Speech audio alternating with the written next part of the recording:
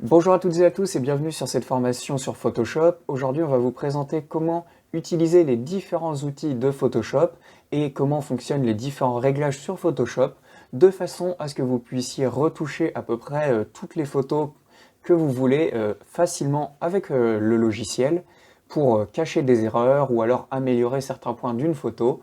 On va vous présenter ça sur Photoshop, mais c'est un tutoriel qui fonctionne également sur Photopea, qui est donc un site internet qui est équivalent à Photoshop. Vous allez avoir les mêmes options, mais la différence c'est que c'est en ligne et surtout que c'est gratuit parce que Photoshop c'est dans la suite Adobe. Donc la suite Adobe, elle est payante. Donc si vous avez Photoshop, vous pourrez le suivre le logiciel directement avec le logiciel équivalent. Sinon, vous allez sur Photopea et vous aurez vraiment les mêmes options, donc vous pourrez apprendre exactement les mêmes choses, il n'y a pas de souci. C'est juste que l'interface change un tout petit peu, mais vous retrouverez les mêmes outils sans difficulté.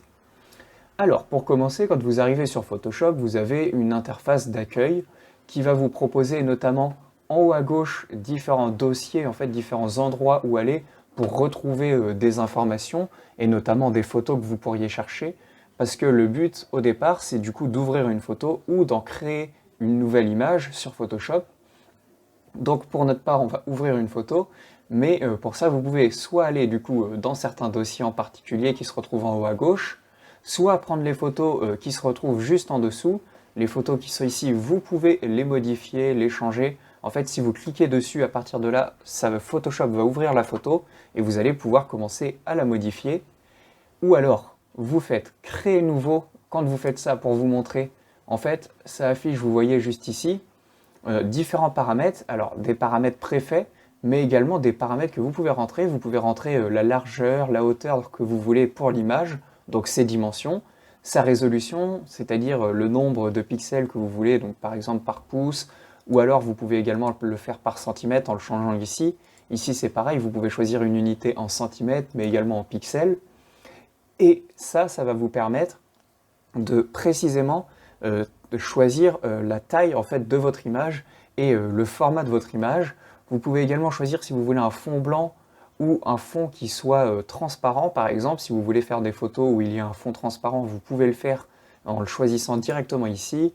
Vous pouvez choisir également si vous voulez une photo avec une plus ou moins grande profondeur de couleur, donc avoir plus ou moins de nuances de couleurs dans votre photo, sachant que le 8 bits, du coup, c'est vraiment ce qui est standard, qui est vu sur tous les écrans d'ordinateur. Le 16 et le 32, c'est vraiment plus poussé, c'est pour pouvoir vraiment voir plus de nuances et plus de détails dans les couleurs.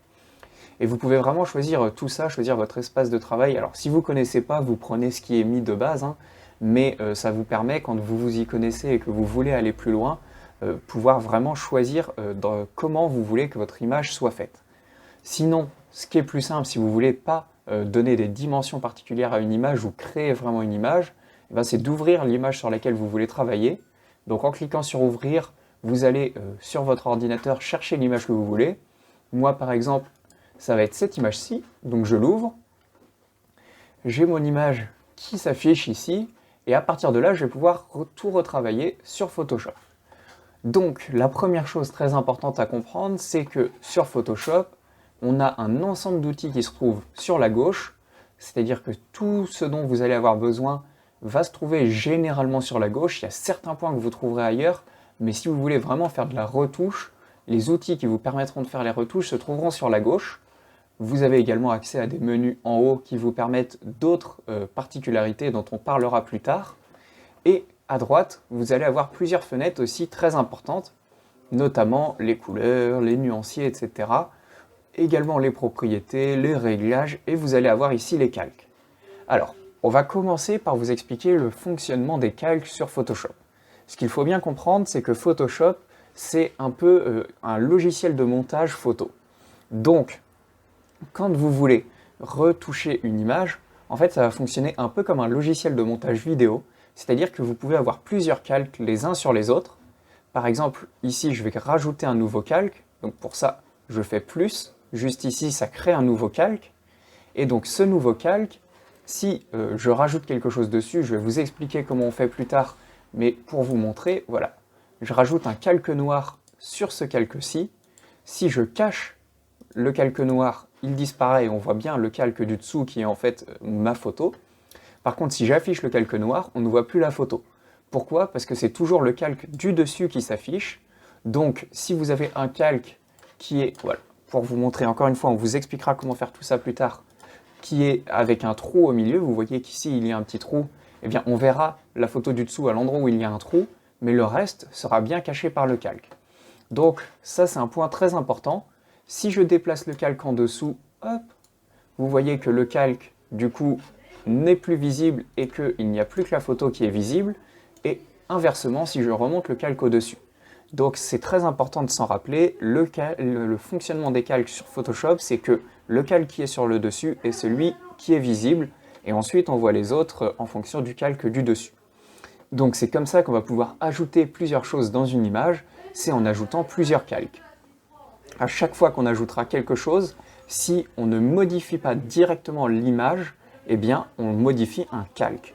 Et ça c'est important parce que si vous modifiez une image et que vous voulez revenir en arrière, eh bien, ça va être compliqué, alors que si vous voulez simplement modifier différentes choses par-dessus l'image, eh bien, vous pouvez les cacher, les remettre, et ça vous permet de voir un peu l'avancée.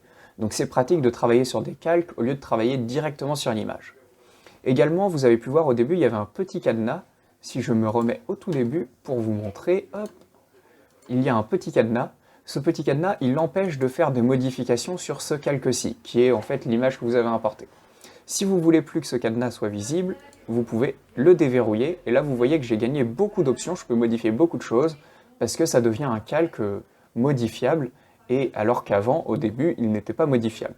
Maintenant, je peux remettre ce cadenas, et je peux de nouveau plus modifier ce calque, donc en sélectionnant le calque et en cliquant sur cadenas, vous verrouillez, vous empêchez de faire des erreurs sur un calque.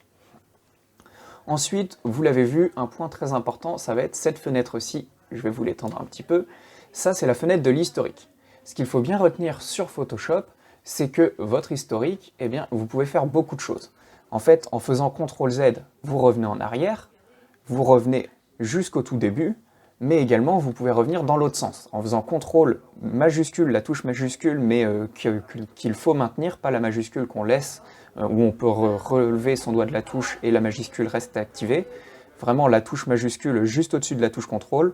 Si vous faites cette touche-là, plus la touche CTRL, plus la touche Z, vous revenez en avant, alors que si vous retirez la majuscule, vous revenez en arrière. Ça, c'est des raccourcis clavier. Mais si vous cherchez juste une étape précise, eh bien, il vous suffit de cliquer ici, et vous choisissez à quelle étape est-ce que vous voulez revenir en arrière. Donc cette fenêtre historique, elle est presque indispensable sur Photoshop, et il faut bien la connaître parce que ça arrivera probablement assez souvent de vouloir revenir en arrière. Donc vous cliquez sur historique et là vous pouvez aller où vous voulez. Faites attention cependant, si vous faites trop de retouches, cette fenêtre, eh ben, vous ne pourrez plus accéder au tout début. Mais ça, c'est normal. Ensuite, au niveau des calques, il y a aussi le niveau des couches. Ce que ça va vous permettre, les couches, c'est de retravailler couleur par couleur. Là, par exemple, je vois juste les nuances de bleu. Alors c'est du gris, c'est normal. En fait, c'est du gris parce que notre œil, du coup, le voit en noir et blanc.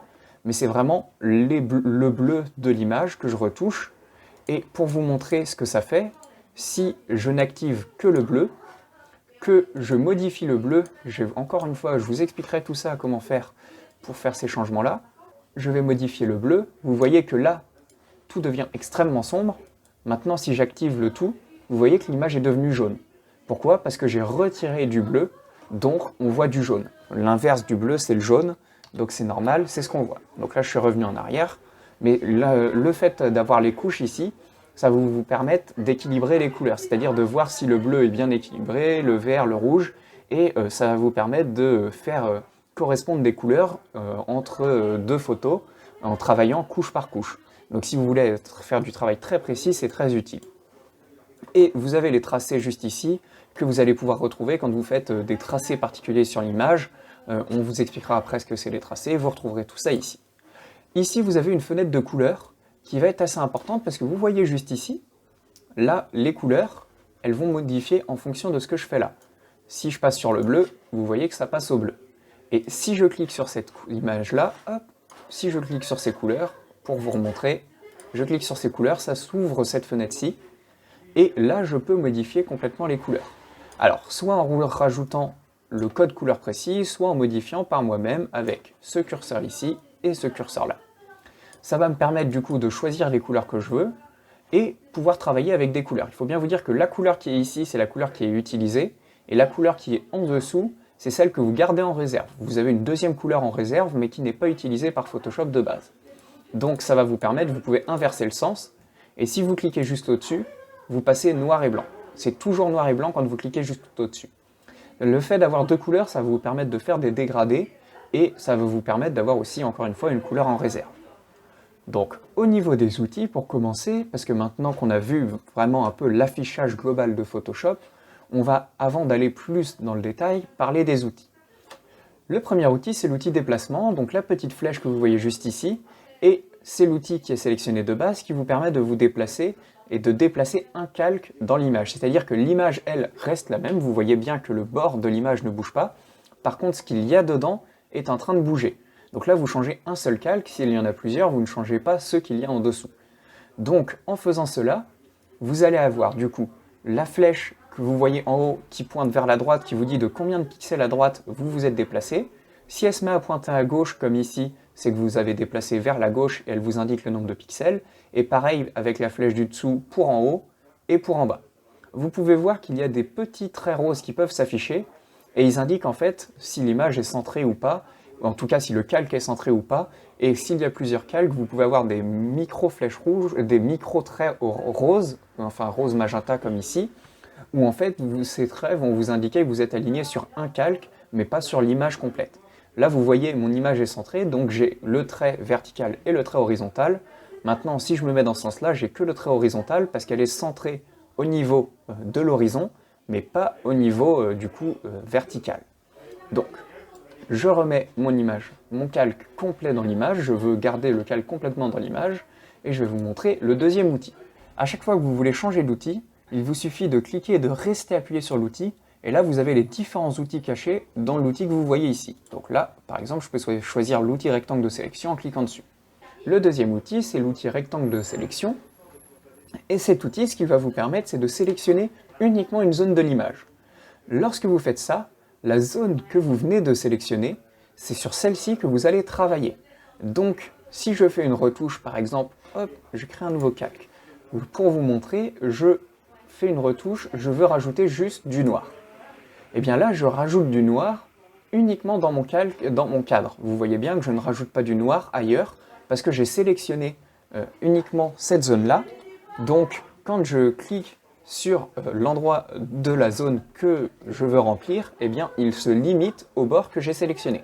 Si je clique en dehors, il ne se passe rien, comme vous pouvez le voir, parce que ce n'est pas sélectionné, donc je ne peux rien faire sur cette zone-là. Maintenant, si j'appuie juste, vous voyez que ça supprime la sélection que j'ai faite, et je peux en faire une nouvelle. Je peux aussi, sans appuyer, en refaire une nouvelle, mais si à la fin vous avez fini de travailler sur cette zone, et vous voulez travailler sur toute l'image en entier, il vous suffit de cliquer sans glisser, et dans ce cas-là, vous perdez la zone.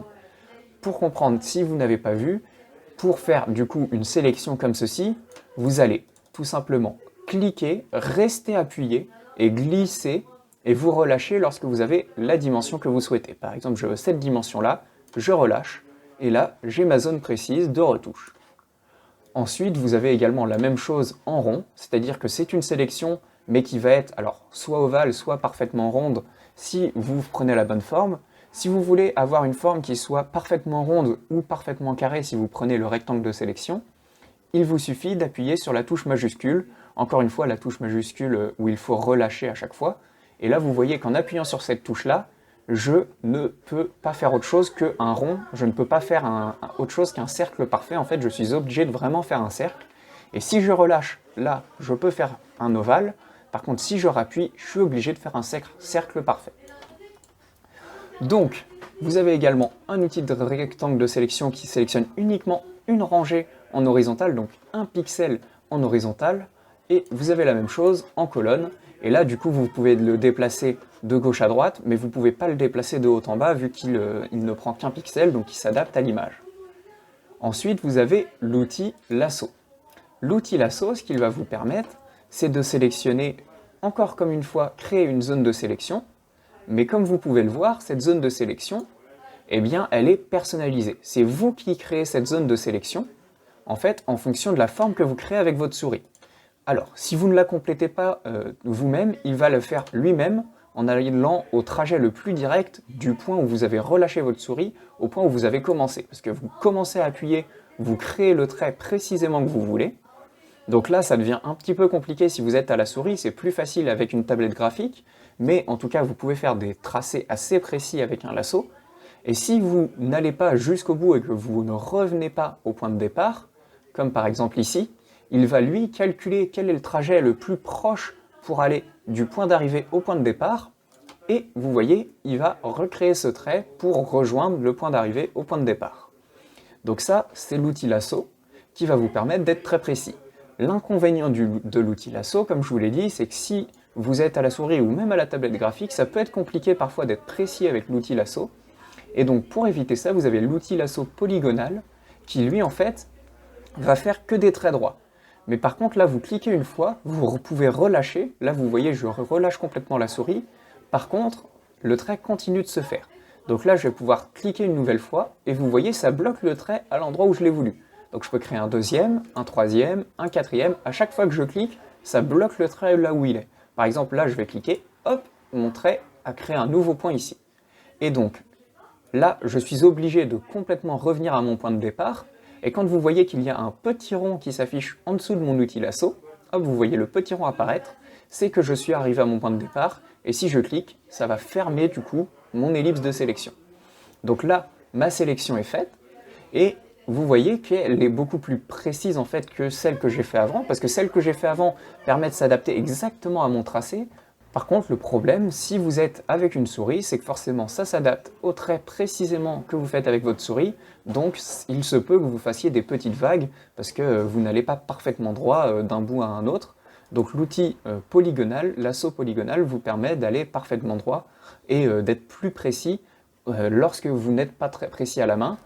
Donc ça vous permet en fait de choisir entre soit l'outil lasso si vous voulez vraiment suivre parfaitement le trajet de votre souris, soit l'outil lasso polygonal si vous voulez non pas suivre parfaitement le trajet de votre souris, mais essayer d'être précis avec simplement des traits qui eux sont des traits droits.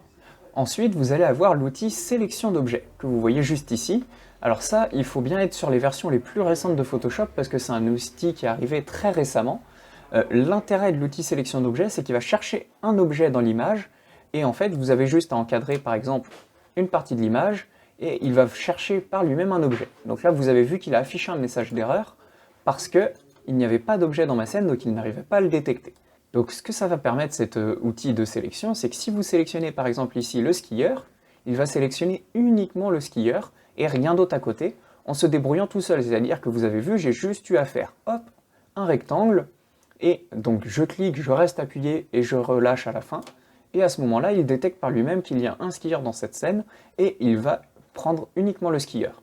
Donc ça, c'est très pratique parce que ça vous permet de sélectionner uniquement un objet précis. Alors ça fonctionne mieux lorsqu'il y a des forts contrastes, soit au niveau des couleurs, soit au niveau des lumières, mais il faut avoir des forts contrastes dans l'image pour que le logiciel ait plus de facilité. Là, vous voyez qu'il y a un fort contraste entre le skieur et le ciel, donc il y arrive bien, mais par contre, il y a très peu de contraste au niveau de son corps parce que le soleil, en fait, vient dans son corps, donc il a ici une petite imperfection dans le contour. Ce que ça va vous permettre ensuite, c'est de faire sélectionner et masquer. Et là, en faisant sélectionner et masquer, hop, si je mets transparence à 100%, vous voyez qu'il a sélectionné uniquement mon skieur. Et je vais donc pouvoir, à partir de là, choisir soit de lisser plus ou moins mon image, les bords de mon image, soit d'ajouter un contour progressif. Le contour progressif, vous allez voir, voilà, ça fait que les bords sont de moins en moins visibles. En fait, ça fait disparaître un petit peu les bords et du coup, ça permet de rendre la transition plus douce entre le calque du dessus, qui va être le skieur, et le calque du dessous. Vous allez avoir le contraste que vous pouvez augmenter. Vous voyez bien que là, il y a plus de contraste et là, il y a moins de contraste entre les deux. Et le décalage du contour, quand vous le diminuez, eh bien, ça prend moins à l'intérieur du contour que vous avez créé. Quand vous l'augmentez, ça prend plus. Là, ça va prendre les bords autour du skieur. Donc moi, je veux juste 0, je veux un contour normal. Vous pouvez également inverser pour tout sélectionner sauf le skieur. Moi, je veux sélectionner que le skieur. Et dans les paramètres de sortie, vous pouvez choisir si vous voulez juste que ce soit une sélection. Donc que ça reste, hop, si je fais sélection comme avant, vous voyez la sélection juste ici. Là, ça a créé la sélection d'avant, mais de façon un petit peu plus précise avec le contour progressif que j'ai rajouté. Vous pouvez choisir si vous voulez que ça devienne un masque de fusion ou un nouveau calque. Alors le masque de fusion, c'est une fonction un petit peu particulière de Photoshop dont on parlera après, ou un nouveau calque, donc c'est-à-dire, comme on vous a dit, un calque, là ça crée un deuxième calque avec uniquement le skieur, c'est ce qu'on va faire. Et vous voyez, si ça fait un nouveau calque, ce qui se passe, c'est que si je réactive le calque du dessous, on ne voit pas la différence, mais là, il y a bien deux calques.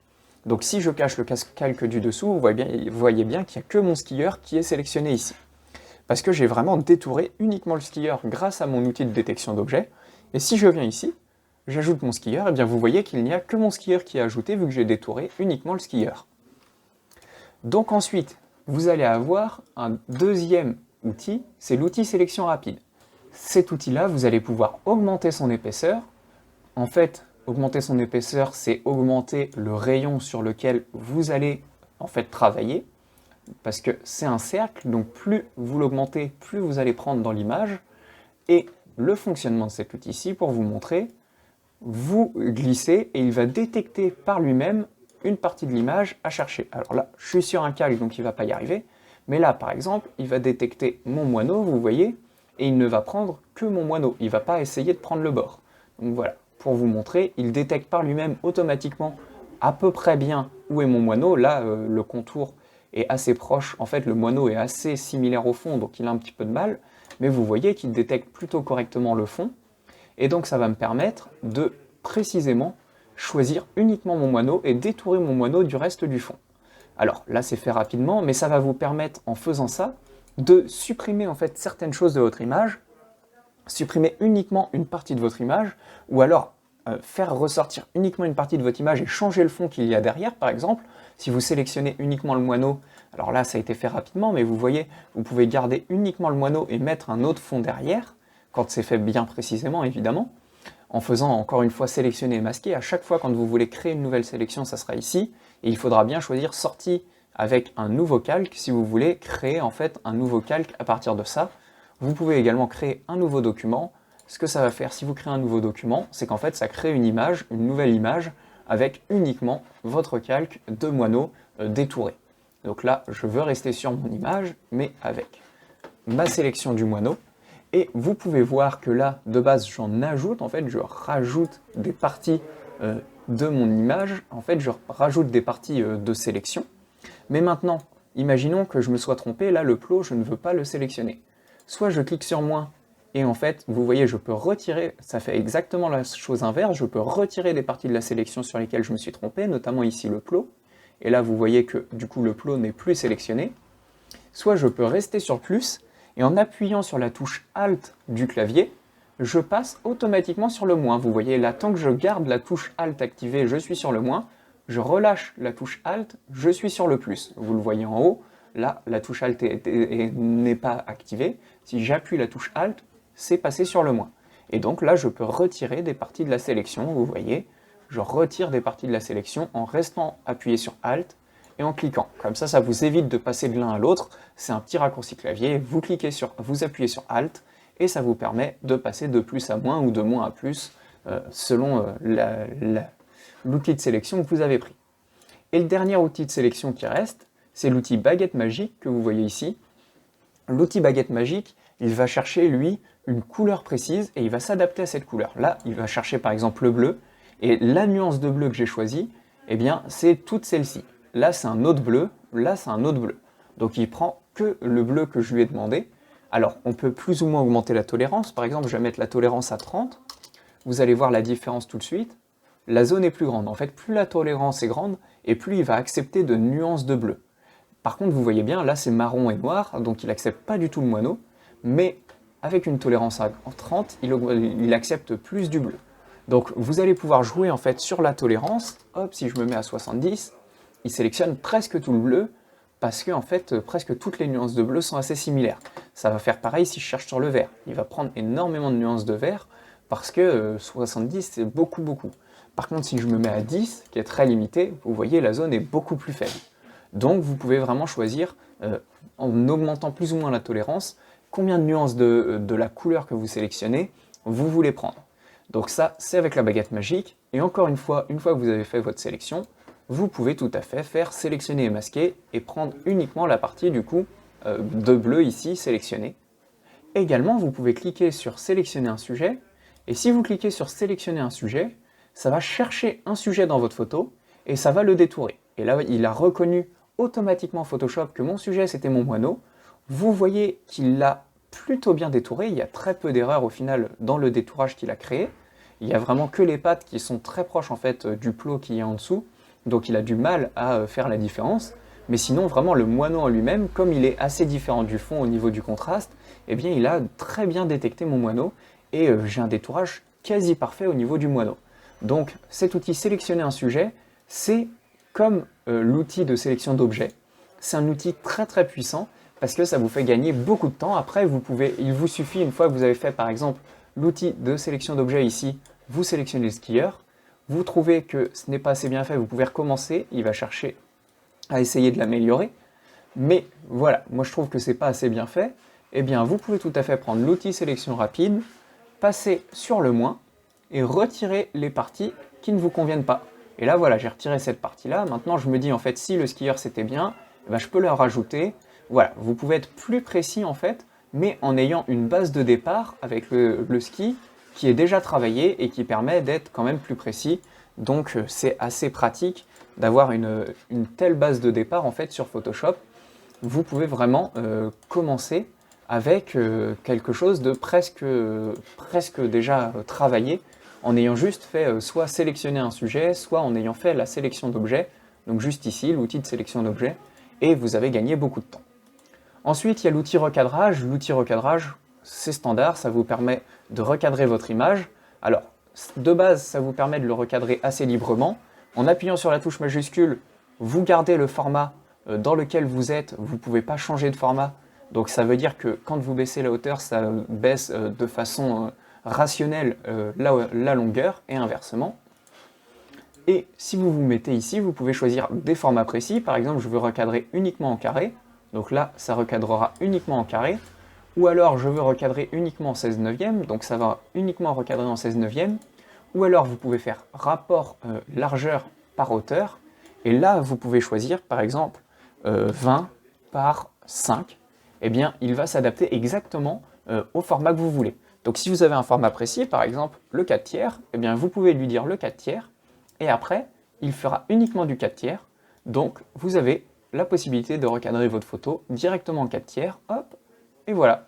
Là, vous recadrez votre photo. En faisant la touche Entrée, ça valide votre sélection. Sinon, pour revenir en arrière, l'autre solution, c'est d'appuyer sur cette petite flèche-là. Si vous trouvez que ça ne vous convient pas, vous pouvez soit appuyer sur le refuser ici, le sens interdit, soit faire échappe. La touche échappe du clavier, ça fait la même chose. Et ça va vous permettre comme ça de revenir en arrière, de ne pas faire en fait ce que vous étiez en train de travailler, donc ici le recadrage. Mais voilà, si je le valide en 4 tiers, vous voyez, ça me l'a recadré en 4 tiers. Maintenant, si je fais l'inverse, je le veux en 3 par 4, hop, 3 par 4, eh bien il va recadrer en 3 par 4 et ma photo sera recadrée en 3 par 4.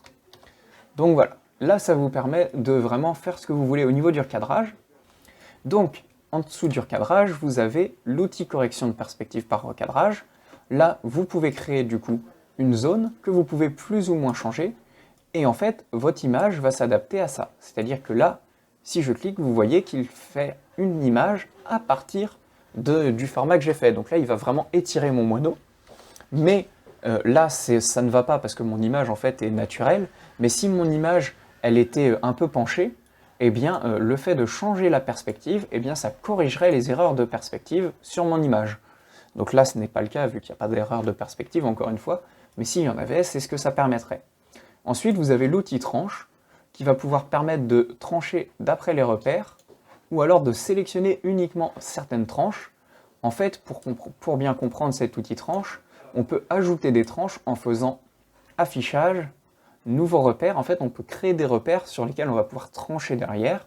Donc en faisant un nouveau repère ou une nouvelle disposition des repères, Donc vous avez cette fenêtre qui s'affiche, là vous choisissez le nombre de colonnes et de rangées que vous voulez, par exemple 4 par 3, avec une largeur de, par exemple, de 1 et une hauteur de 1. Maintenant, vous voulez rajouter une gouttière, vous pouvez. En fait, le fait de rajouter une gouttière, hop, on va rajouter une gouttière de 20 pixels pour qu'elle se voit bien. Vous voyez, ça crée un espacement entre les deux. Et en faisant ça, si je fais la tranche, il va découper plein de parties de mon image selon les repères que j'ai mis. À chaque fois qu'il y a un repère, il va découper mon image en plein de petits bouts. Et ce que ça va permettre, c'est d'envoyer mon image en plein de petites parties. Et si vous faites ça, par exemple, en mettant 3 par 2, vous aurez 6 parties de votre image. Lorsque vous regardez sur Instagram, par exemple, des posts où en fait sur le profil, il y a plusieurs photos, et ces 3, 6 ou 9 photos font une seule photo, et bien en fait, c'est que la personne a fait cette solution, donc elle a créé des tranches de différentes tailles, et ensuite elle a découpé, et donc ça fait plein de petits carrés d'une seule photo. Et bien c'est cette solution des tranches qui est utilisée. Ensuite, vous allez avoir l'outil pipette. Là, ce que ça va vous permettre, c'est de sélectionner une couleur. Vous voyez ici, ça change la couleur ici aussi. Ça sélectionne une couleur de votre photo. Par exemple, je veux sélectionner le jaune du bec. Eh bien, ça me permet de sélectionner uniquement le jaune du bec, donc en cliquant.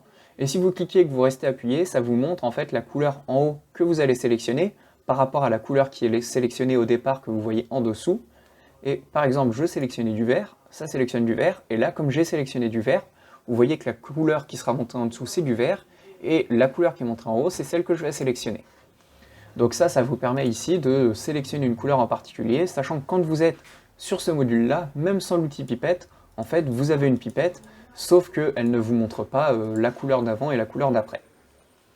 Ensuite, vous avez un autre outil ici très utile, c'est l'outil correcteur localisé, qui va vous permettre en fait de faire, en utilisant notamment le contenu pris en compte, vous allez voir, hop, recréer une partie de votre image.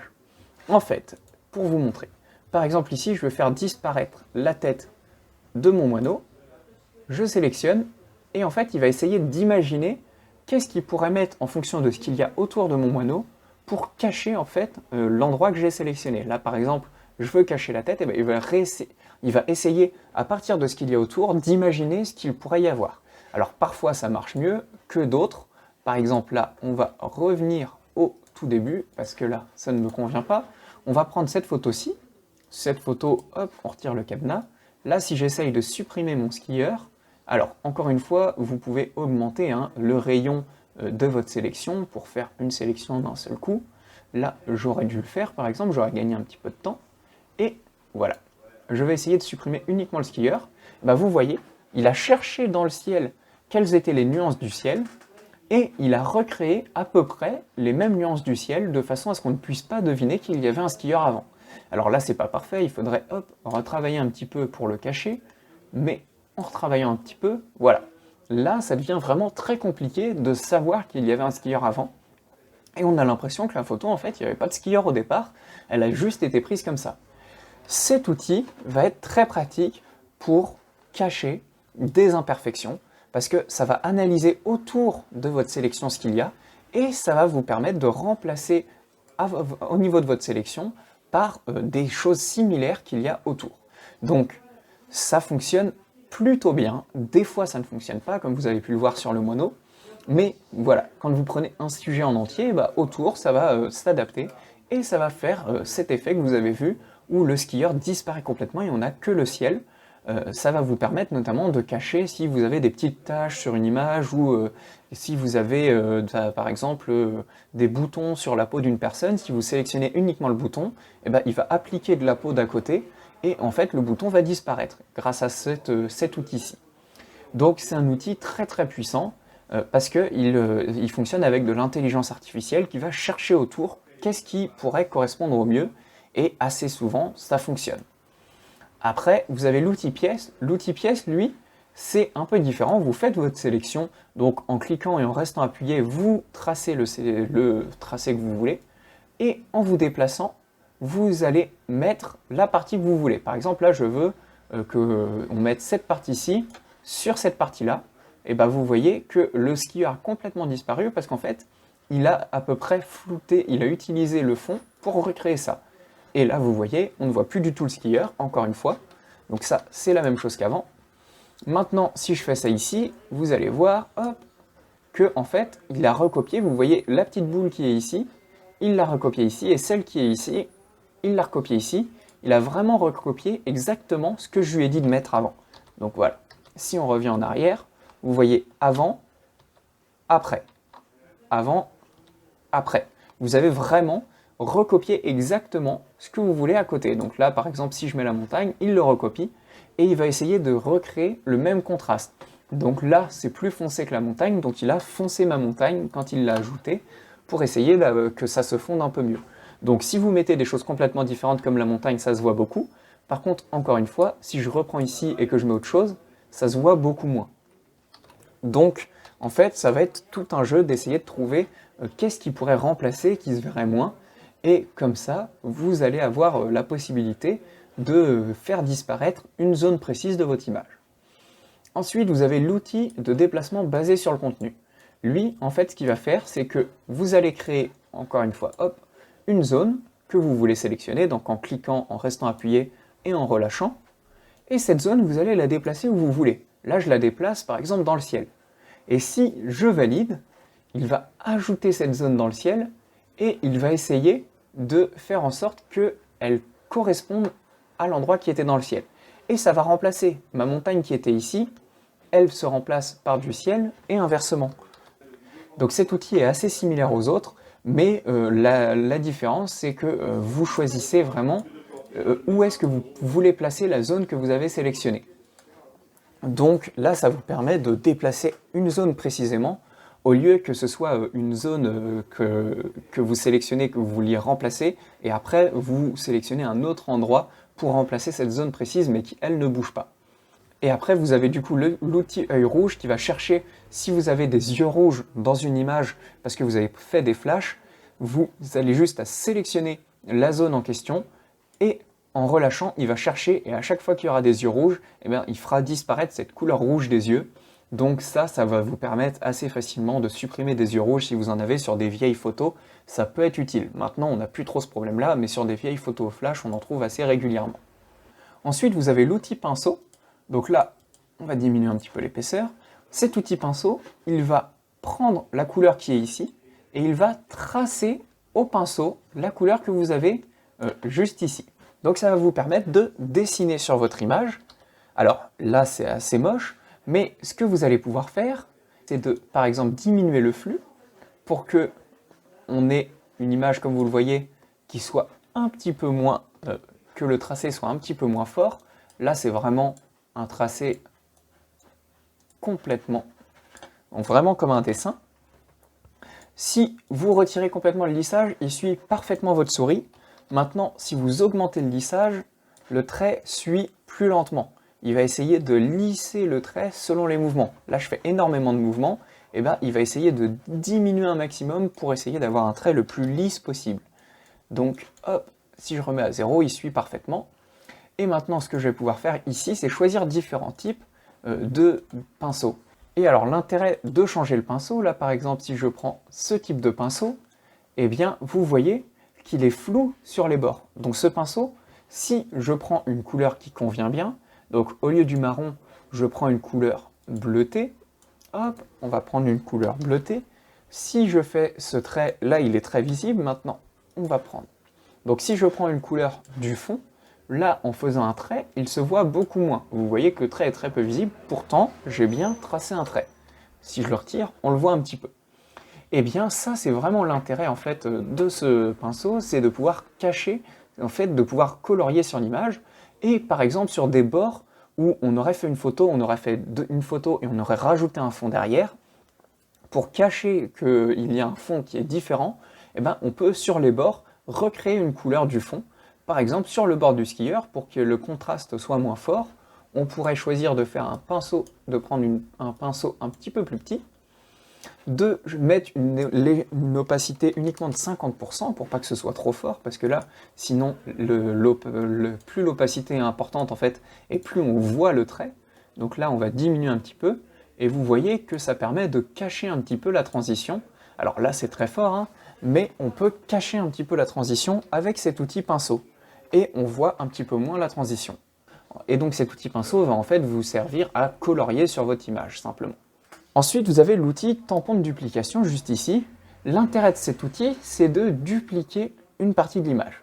Là, par exemple, je vais faire Alt et cliquer sur la zone où je veux faire ma sélection. Donc là, je choisis le ciel. Et vous allez voir qu'à l'endroit où je vais passer, il va recréer le ciel que j'ai créé avant. Là, par exemple, hop, il redessine exactement l'endroit du ciel. Donc, pour que on voit bien justement la particularité que c'est du ciel, si je clique ici, vous allez voir, il recrée vraiment mon image. Vous voyez là, il recrée le bas de mon image, vous voyez qu'il recrée le drapeau, etc. En fait, en faisant Alt et clic, vous sélectionnez l'endroit d'où il va partir, et après vous recréez la partie de l'image ailleurs dans l'image. Donc ça va vous permettre de cacher certains points, notamment si vous sélectionnez le ciel, là je clique sur le ciel, eh bien je vais cacher le skieur, et en recliquant, en refaisant Alt-clic et en reprenant du ciel, je vais faire plusieurs fois jusqu'à ce que le skieur disparaisse complètement. Donc ça va vous permettre comme ça de cacher certaines parties de l'image en collant d'autres parties. Ensuite, vous avez l'outil pinceau d'historique qui est très très pratique. Je vais vous montrer pourquoi. Je vais faire par exemple un pinceau, hop, un pinceau blanc. Maintenant, si je passe avec le pinceau d'historique dessus, vous voyez que mon image réapparaît. Ma photo qui est en dessous, sur laquelle j'ai colorié, parce que j'ai colorié directement sur la photo, eh bien, elle réapparaît. Cet outil pinceau d'historique, en fait, fait réapparaître l'image de base et cache, en fait, toutes les modifications qui ont été faites sur l'image. Elle fait disparaître toutes les modifications de l'image et réapparaît vraiment l'image de base. La différence par rapport à l'outil gomme, du coup, qui est l'outil juste en dessous, c'est que si je prends un outil gomme que j'augmente un petit peu, il va vraiment détruire mon image. C'est-à-dire que l'outil gomme fait disparaître tout ce qu'il y a, y compris l'image. Alors que l'outil pinceau d'historique, lui, il fait tout disparaître, sauf l'image de départ. Donc cet outil est très très pratique, parce que l'outil gomme est pratique si vous voulez supprimer une partie de l'image, mais du coup il n'y a plus rien en dessous. Alors que l'outil pinceau d'historique, lui, fait revenir l'image de départ uniquement sur une partie. Et par exemple, si j'ai fait un pinceau, je trouve que cette partie du pinceau, je ne la veux pas, eh ben, je la supprime, mais je veux cette partie du trait de pinceau que j'ai mise, eh bien je garde cette partie du trait de pinceau. Donc voilà, là c'est pas mon cas, mais si je le voulais, ça serait possible.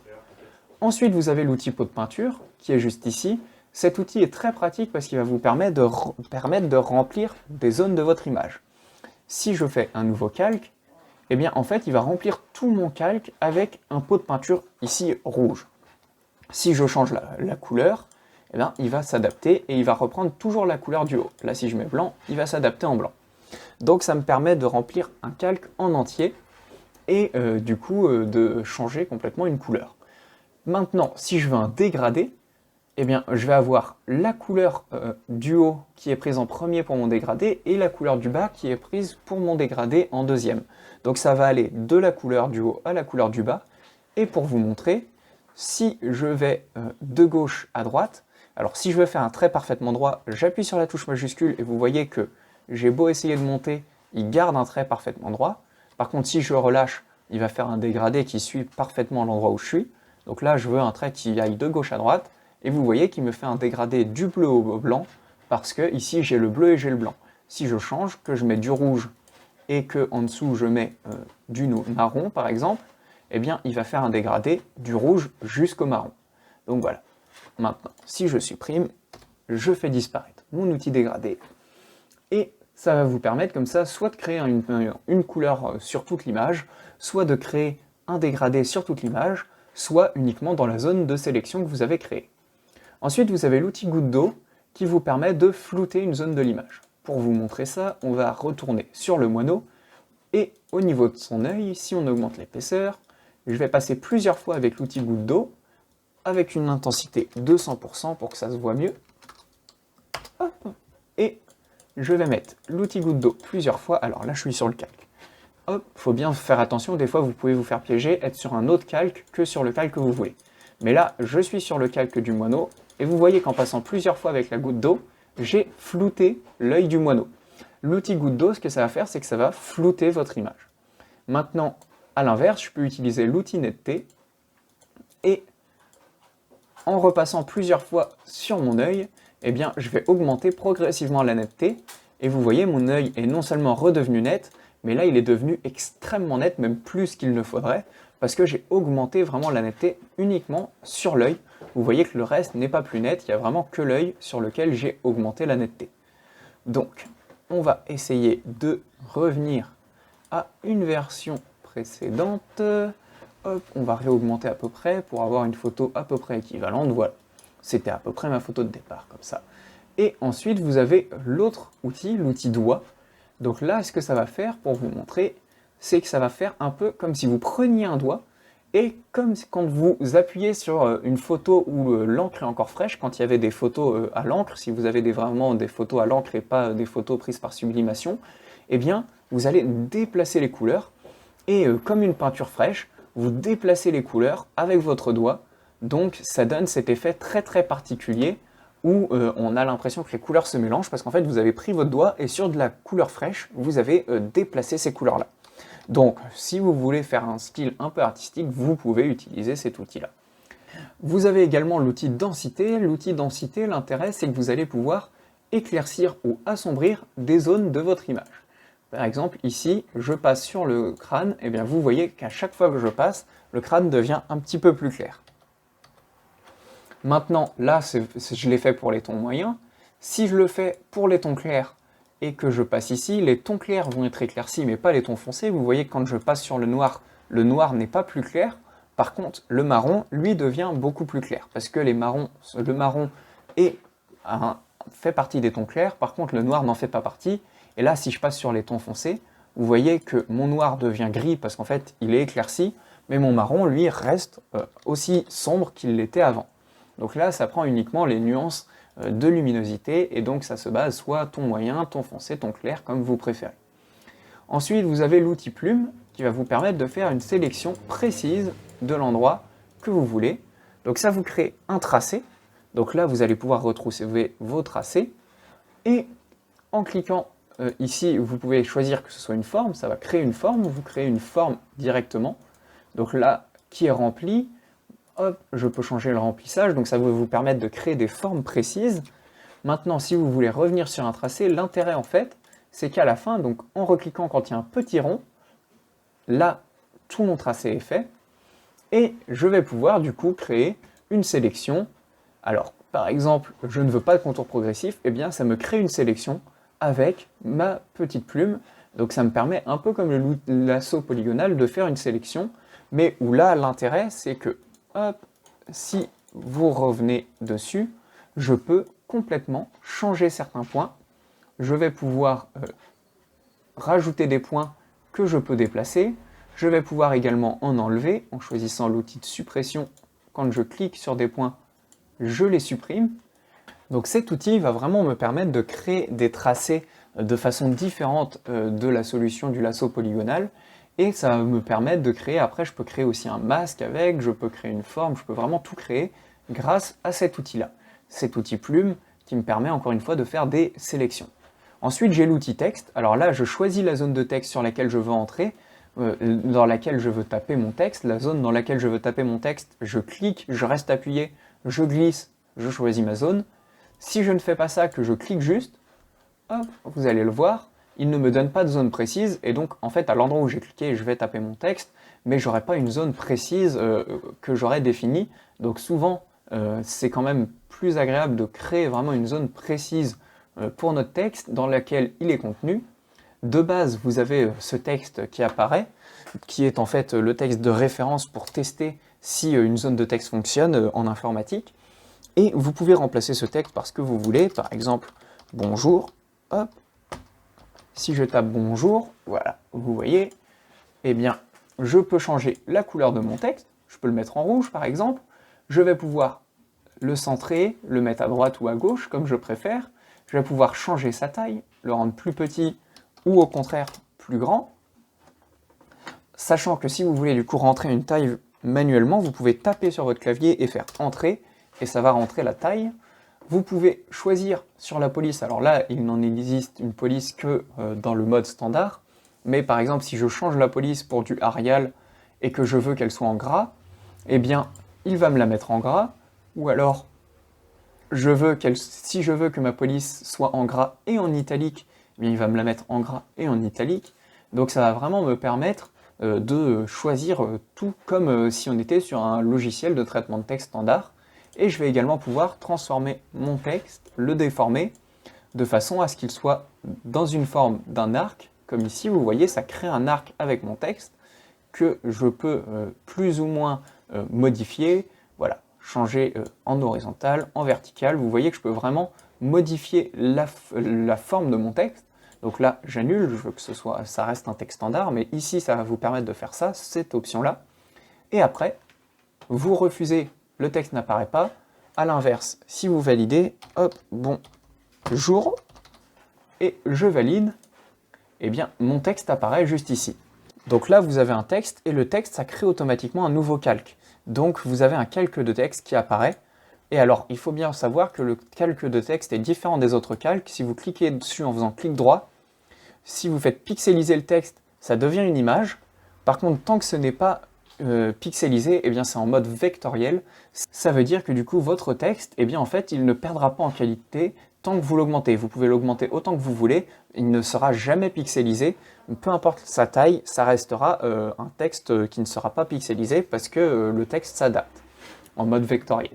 Donc ensuite, après le texte, vous pouvez également faire un texte en restant appuyé. Vous pouvez choisir un texte en vertical. Donc là, vous tapez à l'envers, vraiment en vertical. Donc bonjour. Vous voyez que mon texte est tapé à la verticale. Si je le change, je peux changer l'ordre de mon texte. Hop. Je peux également choisir un masque de texte. Où là, du coup, si je tape bonjour, il va vraiment créer un masque en fait. Hop. Et vous voyez que toutes mes lettres eh bien, apparaissent sous forme de sélection. Hop. Et si je le supprime, mes lettres disparaissent.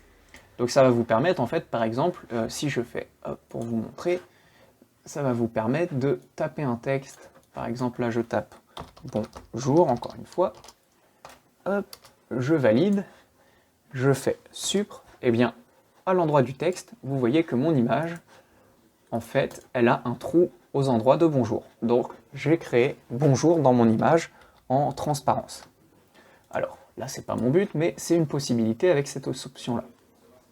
Ensuite, vous avez la sélection de tracé qui va vous permettre de sélectionner un tracé en particulier. Alors, pour vous montrer ça, je vais revenir sur cet outil plume, je vais créer un premier tracé, je vais créer un deuxième tracé. Hop, là, vous voyez que c'est ce tracé-ci qui est sélectionné. Si je viens ici, je sélectionne ce tracé-ci. Je veux ce tracé-ci, je sélectionne celui-ci avec cet outil-là. Maintenant, l'outil sélection directe me permet de déplacer uniquement un seul point, ce que je ne peux pas faire avec le sélection de tracé. Je déplace tout le tracé lorsque je déplace le tracé, alors que si je prends sélection directe, vous voyez que hop, si je sélectionne, je peux déplacer un seul point à la fois, ce qui n'est pas possible avec l'autre outil. Ensuite, vous avez l'outil rectangle et l'outil rectangle arrondi, ellipse, etc. Ce que ça va vous permettre, c'est de créer des formes. Vous voyez, vous pouvez créer des formes ou des tracés, comme vous préférez. Donc les formes, vous pouvez les remplir du fond que vous voulez, du contour que vous voulez, avec la largeur que vous voulez, en cliquant ici. Et ça va vous permettre du coup de créer différentes formes dans votre image. Là, je crée différents rectangles noirs, mais ça peut également créer, comme je vous l'ai dit, différents tracés.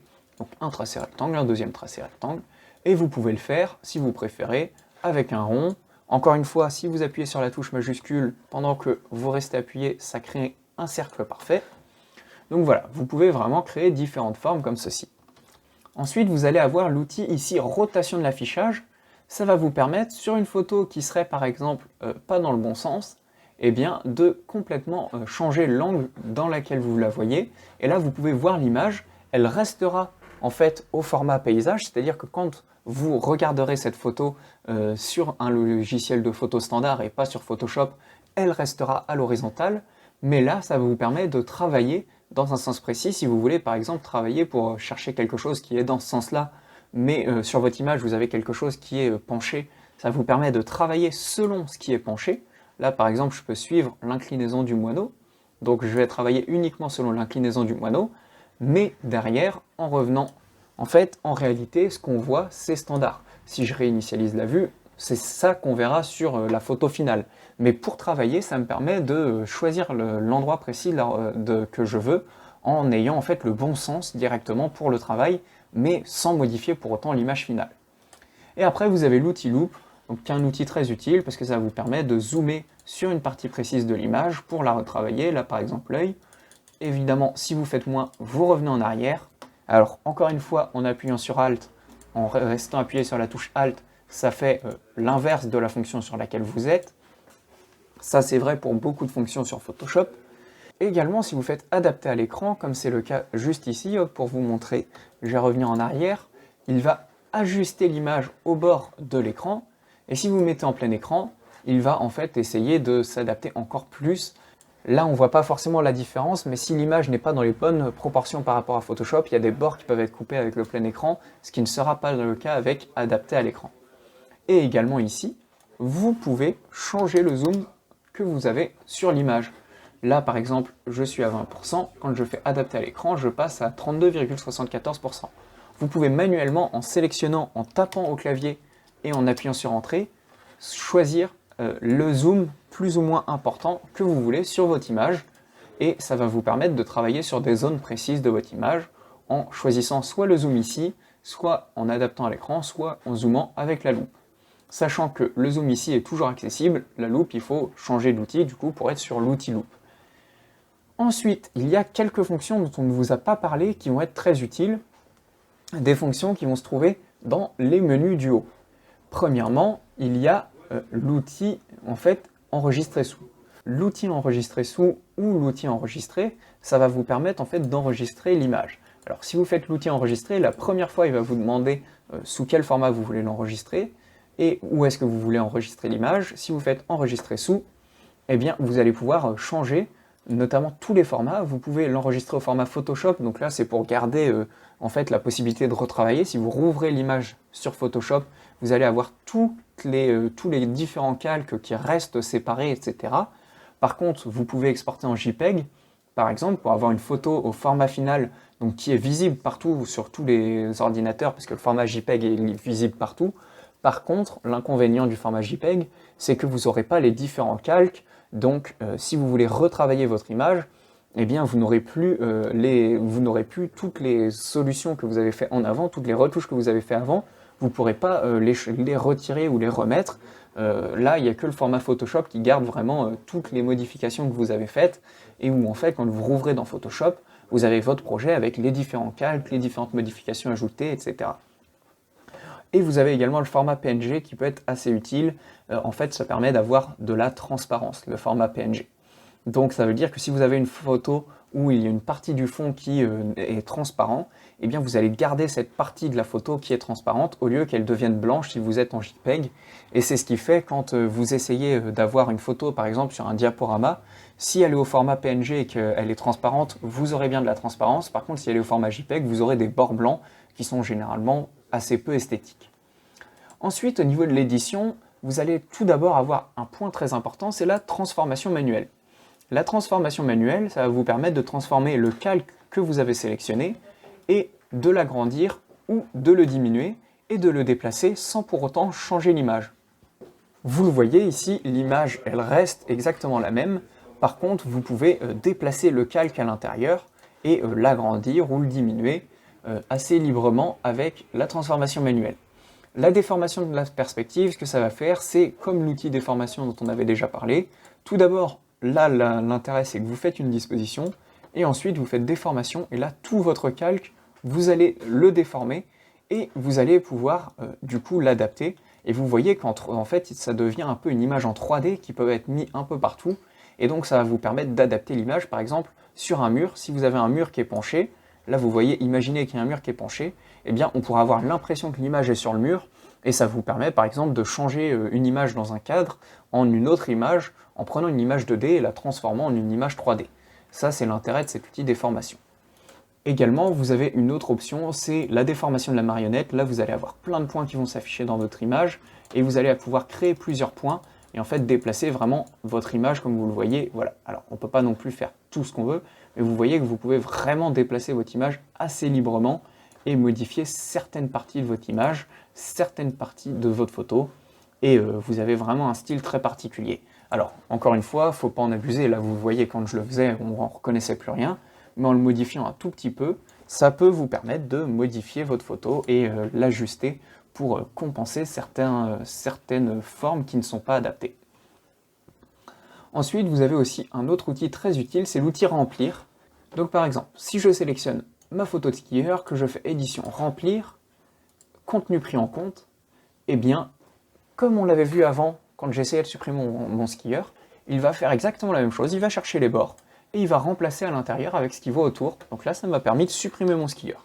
L'autre intérêt, c'est par exemple, de cette fonction-là, en particulier, c'est par exemple, si je recadre, là, je vais recadrer plus large que ma photo n'existe. Hop, je vais le faire pour vous montrer. Hop, voilà, je valide. Je vais adapter ma vue à l'écran. Vous voyez que là, j'ai des bords où il n'y a rien. Et bien, ce que je vais faire sélectionner le bord, édition, remplir, contenu pris en compte. Et, alors, il faut attendre un peu parce que du coup, l'ordi charge, et ça, c'est normal. L'ordi, en fait, a du mal, parce que c'est vraiment, il va détecter par intelligence artificielle. Et vous voyez qu'il m'a recréé une partie de l'image. Donc, là où je n'avais aucune information, il m'a recréé de l'information. Et en fait, on a l'impression que l'image, alors là c'est pas parfait, mais parfois c'est encore meilleur, on a vraiment l'impression, et on peut le refaire plusieurs fois, on peut remplir par exemple uniquement cette zone-là. Donc en faisant édition, remplir, hop, on va vraiment avoir l'impression au final que mon image, eh bien en fait elle était comme ça de base, alors qu'en réalité vous voyez bien, il me manquait toute cette partie-là de l'image, mais le logiciel l'a caché, et on n'a plus trop l'impression qu'il manquait quelque chose en haut. Donc ça va être l'intérêt de cette fonction remplir, c'est qu'elle est quand même encore plus puissante, même si ça fonctionne avec les autres fonctions de remplissage dont je vous ai montré, celle-ci est encore plus puissante, parce qu'elle prend vraiment toute une zone d'un seul coup. Ensuite, vous allez avoir dans l'image les différents modes de l'image. Donc là, on travaille en couleur RGB. Parfois, il y a certaines images que vous allez ouvrir qui ne sont pas forcément en couleur RGB, et ça peut poser des problèmes par rapport à l'affichage, donc n'hésitez pas à vous mettre en couleur RGB si ce n'est pas fait. Et vous pouvez également choisir si vous voulez une image avec des nuances de couleurs en 16 bits au lieu de 8 bits, ou en 32 bits au lieu de 8 bits. Il faudra quand même se rappeler que la plupart des écrans n'affichent qu'en 8 bits, donc même si vous travaillez avec plus, au final, vous afficherez quand même que ce nombre de couleurs. Donc c'est vraiment pour de la retouche, mais l'image finale restera à visualiser en 8 bits. Et ensuite, vous allez avoir les réglages. Les réglages, vous les retrouvez également juste ici. Et en fait, ça va vous permettre de changer la luminosité, par exemple, les niveaux, les courbes, l'exposition, etc. Donc c'est plein de réglages qu'on ne va pas forcément vous détailler ici, parce qu'en fait, c'est des réglages tout simplement qu'on a détaillés déjà alors, dans la formation Lightroom, pour ceux que ça intéresse, mais sinon, c'est en fait changer la luminosité. Donc là, on peut changer la luminosité de l'image, le contraste de l'image, donc avoir des noirs plus noirs et des blancs plus blancs. Voilà. On peut revenir en arrière, on peut le faire en auto, il va détecter lui-même ce qui serait le mieux pour l'image, et il va essayer d'adapter au mieux la luminosité et le contraste. Là vous voyez qu'il a un peu baissé la luminosité et augmenté un petit peu le contraste. Donc moi je préfère l'image comme ça, personnellement. Mais voilà, dans Réglages, vous pouvez vraiment choisir tous les réglages et choisir du coup de changer pas mal de choses. Par exemple, passer la photo en noir et blanc. Voilà, là ma photo passe en noir et blanc. Donc vous avez vraiment pas mal d'options au niveau des réglages juste ici, et je vous invite à explorer un petit peu chaque réglage et à tester par vous-même, parce que dans tous les cas, vous voyez assez facilement ce qu'ils vont modifier, mais il faut vous dire que dans tous les cas, vous pouvez faire un retour en arrière et vous revenez à la fonction de départ. Là, le réglage va changer uniquement la zone de l'image que vous modifiez. Donc c'est des solutions qui permettent vraiment de modifier soit une image, soit la zone sélectionnée. Et ça permet de mieux travailler votre image et d'avoir un résultat plus cohérent. Ensuite, vous allez également avoir dans Images d'autres points très très importants, c'est la taille de l'image. Là, vous allez pouvoir changer, là elle est en centimètres, mais par exemple en pixels, vous allez pouvoir diminuer la taille de l'image. Là, par exemple, si elle est trop grande, donc là, c'est pas très dérangeant pour moi, mais imaginons que je veuille diffuser la photo sur Internet. Sur Internet, la photo, elle est trop grosse, là, elle est vraiment trop lourde, donc ça va être beaucoup de temps à charger, et si vous avez une mauvaise connexion Internet, ça peut être vraiment pénible. Donc pour envoyer beaucoup de photos sur Internet facilement, vous pouvez diminuer la taille de l'image, vous pouvez diminuer la résolution. Alors la résolution, c'est le nombre de pixels par pouce, Si vous la diminuez complètement, vous diminuez la qualité, et c'est pareil pour le nombre de pixels. L'un va avec l'autre, il faut avoir une résolution adaptée à la largeur et la hauteur de votre image. Donc ce qu'il faut bien retenir, c'est que plus la résolution est petite, moins la qualité est grande, plus la résolution est grande, plus la qualité est importante, et c'est pareil pour le nombre de pixels en hauteur et le nombre de pixels en largeur. Si vous désélectionnez ici, vous pouvez changer la largeur de la hauteur séparément. Et ce que ça va faire, si je vous montre, c'est que vous voyez, hop, ma photo, ça va l'aplatir. Donc, pour éviter ce problème-là, ce qu'il faut bien faire, c'est cliquer sur ce petit verrou, et à partir de là, si je modifie l'image, que je le mets en 2000, ça va baisser la qualité, mais ça ne va pas aplatir une partie de mon image. Et ensuite, vous pouvez également avoir la rotation de l'image, donc la faire tourner l'image. Alors là, la différence par rapport à la rotation d'affichage, c'est que ce n'est pas pour le travail. Là, si vous exportez la photo, elle sera bien à l'envers, vous verrez la photo à l'envers. Et ce que vous pouvez faire, c'est également une symétrie. Donc inverser la photo, là, à l'horizontale, mais je peux également l'inverser à la verticale. Donc elle passe, ce qui était en haut passe en bas, et ce qui était en bas passe en haut. Donc vous voyez, c'est vraiment, on inverse sur l'axe de symétrie, soit horizontal, soit vertical. Et ça va vous permettre, lorsque vous avez une photo qui est prise dans un miroir, par exemple, eh bien de le remettre comme c'est réellement dans la réalité. Et ça va être des options assez pratiques lorsque, notamment, vous photographiez un reflet ou un miroir pour avoir la représentation réelle. Vous pouvez choisir d'utiliser la symétrie. Et vous avez des filtres qui vous permettent de changer, par exemple, de rajouter du flou sur l'image. Là, il va simuler un flou de l'objectif, donc c'est-à-dire le flou standard que fait un objectif quand il y a un flou d'arrière-plan. Ici, je peux l'augmenter plus ou moins et avoir du coup une image plus ou moins floue. Donc quand vous avez deux calques l'un sur l'autre, hop, je vais vous montrer un exemple. Je vais prendre le skieur, hop, annuler, je vais faire copier mon skieur, je vais le mettre ici, donc j'ai un calque de skieur, et bien ça va me faire un petit flou. Si je mets filtre flou de l'objectif en ayant bien sélectionné le calque du fond, je valide, hop, ici je fais OK, et vous voyez que ça me fait un fond qui est flou, alors qu'avant le fond était net. Vous voyez bien que le plot était net, et après le plot est devenu flou. Donc ça me permet en fait de créer un faux flou d'arrière-plan en utilisant cette fonction-ci du filtre, cette fonction flou de l'objectif.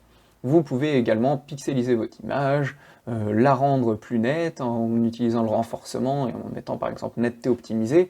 Vous avez plein de petites options liées au filtre, notamment ajouter du bruit dans l'image pour avoir, ou alors réduire du bruit. Donc le bruit en fait c'est la perte de qualité de l'image lorsque l'on augmente trop les ISO en photo. Donc ça c'est vraiment lié au réglage photo, mais si vous avez une perte de qualité parce qu'il y a un gain de bruit, vous pouvez le réduire ici, ou alors en ajouter si vous voulez avoir plus de bruit dans votre image. Ça c'est libre à vous, et ça va vous permettre notamment quand vous avez deux images l'une sur l'autre et que vous voulez qu'elles correspondent l'une à l'autre, eh bien vous allez pouvoir rajouter du bruit parce que celle du dessous a plus de bruit, ou alors en enlever parce que celle du dessus a moins de bruit. Ensuite, vous avez tout au niveau de l'affichage, donc on vous a parlé des dispositions des repères lorsqu'on parlait des tranches. En fait, c'est les différentes options d'affichage. Là, par exemple, je peux passer en taille d'impression, je peux passer à 200%, à 100% de mon image. Vous voyez, en fait, je peux faire un zoom arrière. En fait, c'est vraiment changer l'affichage dans Photoshop de ce que vous voyez, mais ça ne changera pas que votre photo est la même. L'affichage, tout ce que vous changez dans l'affichage, ça change de façon de voir la photo dans Photoshop, mais ça ne change pas la photo finale. Et ça, c'est très important de le retenir. Et ensuite, vous avez les fenêtres. Les fenêtres, on ne va pas vous en parler parce qu'en fait, on vous a tout présenté, mais s'il y a une fenêtre qui vous manque, dans celle dont je parle, à chaque fois, vous voyez qu'il y a le nom ici, là, il y a calque, il y a couche, il y a tracé, là, c'était historique. Eh bien, si je clique dessus, vous voyez, ça m'ouvre ma fenêtre historique, elle est validée, mais si je retire, par exemple, qu'est-ce que je vais faire? Je vais retirer les calques, eh bien vous voyez que ma fenêtre calque disparaît. Maintenant, si je remets fenêtre, que je remets calque, ma fenêtre calque réapparaît. Donc si à un moment il y a une fenêtre qui disparaît, que vous ne trouvez plus, eh bien il suffit de cliquer sur la fenêtre et de la faire réapparaître. Et par exemple, il y a une fenêtre paragraphe qui peut être très utile pour vous. parce qu'elle va vous permettre, ici, donc caractère et paragraphe, de centrer votre texte, décentrer votre texte, de changer la taille de votre texte, la séparation, s'il est en gras, en italique, etc. Mais ça va vous le permettre sans être obligé d'être sur l'outil texte.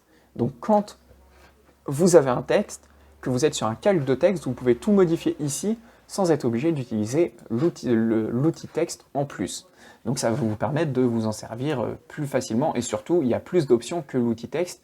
L'outil texte, quand vous regardez par exemple, je ne vais pas pouvoir choisir ici par exemple l'espacement de haut en bas. C'est-à-dire que là, si je vous montre, quand j'ai plusieurs lignes, là vous voyez qu'il y a plusieurs lignes, si je mets l'espacement à 50, les lignes sont très serrées, vous voyez que le texte, chaque ligne de texte est collée à l'autre. Maintenant, si je le mets à 100, l'espacement entre chaque ligne est beaucoup plus grand, et si je mets à 200, hop, c'est encore plus grand. Donc voilà, c'est des options supplémentaires que vous avez dans la fenêtre paragraphe, que vous n'avez pas dans la fenêtre texte standard, et en choisissant dans les différentes fenêtres, comme ça vous allez pouvoir afficher des options supplémentaires. La fenêtre pinceau, ça vous permet d'avoir la fenêtre pinceau que vous avez d'habitude quand vous cliquez sur le pinceau directement sur la droite, au lieu de l'avoir ailleurs, vous l'avez sur la droite. Donc ça va vous permettre, voilà, à chaque fois, toutes ces différentes fenêtres, d'avoir plus d'options. Vous n'en avez pas besoin forcément de base, donc c'est pour ça qu'elles ne sont pas mises de base sur Photoshop où vous n'avez pas tout qui est affiché. Mais si vous avez besoin de rajouter des fenêtres, c'est en cliquant ici sur Fenêtre. Et d'ailleurs, vous avez différents affichages. Là, par exemple, je peux passer en affichage 3D de Photoshop. Donc c'est un affichage qui est optimisé pour faire travailler de la 3D sur Photoshop. Si je veux travailler un affichage qui est optimisé pour la peinture, je peux choisir l'affichage optimisé. Et là, vous voyez qu'il y a toutes les infos de pinceau, etc. Parce que c'est vraiment pensé pour dessiner sur votre image Photoshop. Ou un affichage plus photographie, où je vais avoir un histogramme qui me permet du coup d'analyser dans mon image qu'est-ce qui s'y trouve. Alors, l'histogramme, rapidement pour vous dire, ce qui se trouve à gauche, c'est les tons foncés, ce qui se trouve à droite, c'est les tons clairs. Donc plus on est vers la gauche, plus c'est ce qui est sombre, et plus on est vers la droite, c'est ce qui est clair. Donc une image qui est très claire, elle sera vers la droite, une image qui est très sombre, elle sera vers la gauche. Donc une image qui est à peu près bien exposée, elle est généralement centrée. Les couleurs et donc la lumière est à peu près centrée. Donc ça, c'est les différents types d'affichage, mais l'affichage standard qu'on a utilisé pour vous présenter Photoshop et qui est l'affichage qui sert dans la majorité des situations, c'est cet affichage qui s'appelle les indispensables. Et vous pouvez ici, à chaque fois, changer de photo, juste ici. Quand vous avez fini de travailler sur une photo, vous pouvez appuyer sur la croix. Là, je ne l'ai pas enregistré, donc il me demande si je veux l'enregistrer. Là, je ne veux pas, donc je dis non. Mais voilà, vous pouvez changer de photo juste ici. Et si je ferme, je peux changer de photo à chaque fois et supprimer une photo ou retirer une photo. Je ne la supprime pas, hein, je retire en fait juste ma version Photoshop que j'ai créée de la photo. Mais à chaque fois, je ne supprime pas pour autant la photo. Également, vous pouvez créer des dossiers. En fait, créer un dossier, donc à chaque fois pour renommer, vous double-cliquez sur le texte. Là, je vais l'appeler dossier 1 par exemple. Ici, je vais double-cliquer sur mon image, je vais l'appeler moineau. Et je vais créer un deuxième dossier. Donc là, si je referme mon dossier, si je mets le moineau dans mon dossier, donc je reste appuyé sur le moineau et je le glisse dans le dossier. Si je ferme le dossier, on ne voit plus le moineau. Ce que ça va me permettre, c'est que si je fais importer, incorporer, donc là c'est pour importer une image directement dans l'image qui est déjà. Donc là j'ai un deuxième calque qui arrive, je le mets dans mon dossier. J'ai deux calques, je range mon dossier, comme ça je ne vois pas, ça me permet quand j'ai beaucoup de calques de les trier, parce que je vais pouvoir créer plusieurs dossiers, je peux créer un nouveau dossier, là je vais l'appeler dossier 2, et ça me permet de trier par exemple, de trier mes calques quand j'en ai vraiment beaucoup dans plusieurs dossiers, et de mieux m'y repérer plutôt que d'avoir 40 calques à la fois, j'en ai qui sont mis par dossier, et je peux du coup facilement trier mes différents dossiers, et je garde quand même mes calques qui sont à l'intérieur. En cliquant sur la petite flèche, je peux les revoir et je peux tout à fait les supprimer, les remettre sans souci. Un autre point très important, ça va être l'option de fusion. En faisant clic droit, option de fusion sur un calque, vous avez plein d'options qui apparaissent et notamment vous allez pouvoir recréer un contour autour de votre photo. Alors là, ça va être, vous voyez, c'est un contour autour de l'image, mais quand c'est un texte, ça va créer un contour autour du texte. Vous pouvez choisir que ce soit à l'intérieur, au centre, ou à l'extérieur, Alors là, c'était pas à l'extérieur. À l'extérieur, voilà, du coup, vous voyez que sur ces bords-là, on ne les voit pas vu que ça part de l'extérieur. Mais ça va vous permettre de créer un contour. Vous allez pouvoir rajouter une ombre interne à l'image, mais également une ombre portée. Donc là, pour vous montrer de façon assez visible, vous voyez qu'il y a une ombre qui se rajoute en bas à droite. Donc là, ça me crée une ombre, donc je peux l'orienter, hein. Je peux changer son orientation. Là, elle disparaît, par exemple, je peux la mettre plus ou moins à gauche ou plus ou moins à droite. Là, vous voyez qu'elle est sur la droite. Donc je peux également changer sa taille, donc la rendre plus ou moins floue, en fait, parce que plus la taille est grande, plus l'opacité, du coup le flou de l'ombre sera important.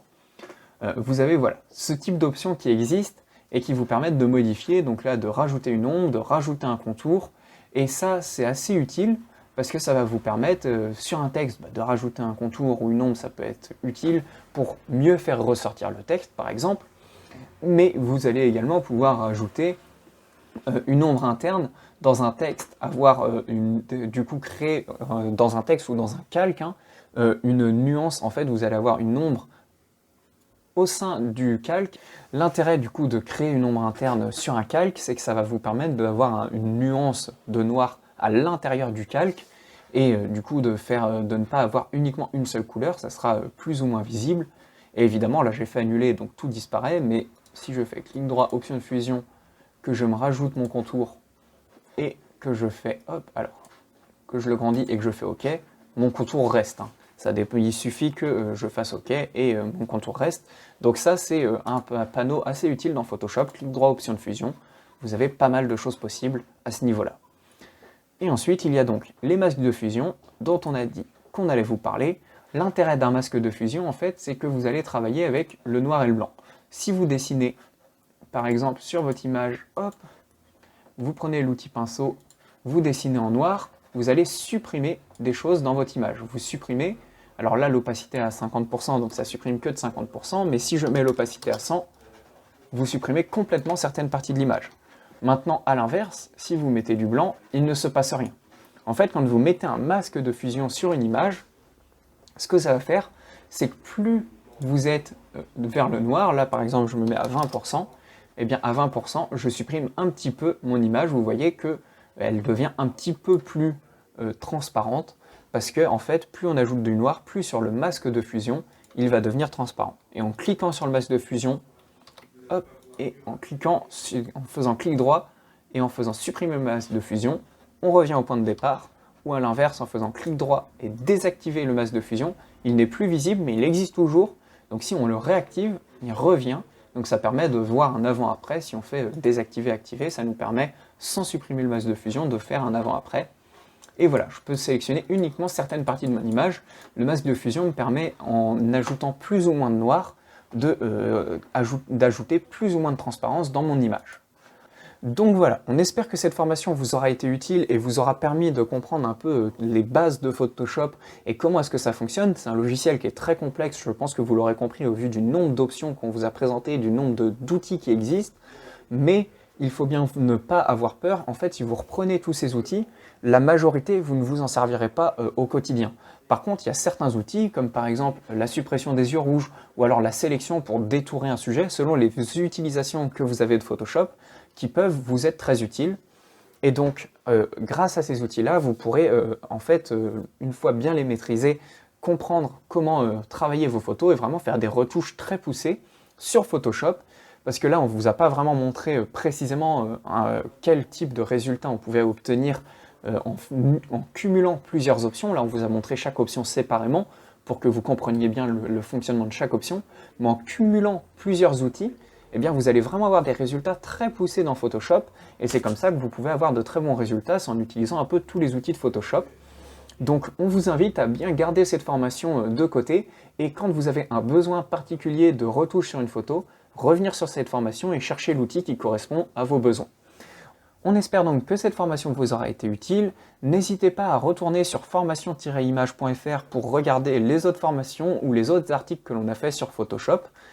Et sur ce, on vous souhaite une bonne journée.